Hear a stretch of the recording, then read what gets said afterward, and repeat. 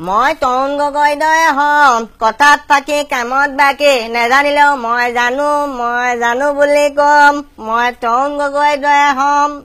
মই হম নৰেন্দ্ৰ মোদী অসমৰ ৰাইজক পিন্ধাম টুপি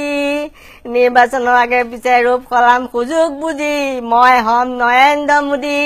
মই হম মন্ত্ৰী নীলমণি কথাম নকওঁ জুখি মাখি ৰাইজক খুৱাম আঢ়ৈটকীয়া ভাত আঙুলি গণি গণি মই হম মন্ত্ৰী নীলমণি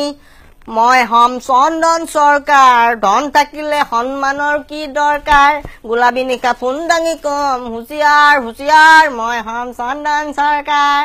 মই হম হুছেইন ৰকিবুল গড়ৰ কথা শুনিলে বলকি মাবুল কাবুল গ্ৰাম উন্নয়ন মোৰ লক্ষ্য অন্য মোৰ প্ৰাপ্ত পঞ্চায়তৰ নাম শুনিলে মন হয় ব্যাকুল মই হম হুছেইন ৰকিবুল মই হম হিমন্ত বিশ্ব এটা পিছত এটাকৈ কেলেংকাৰীয়ে কপাম বিশ্ব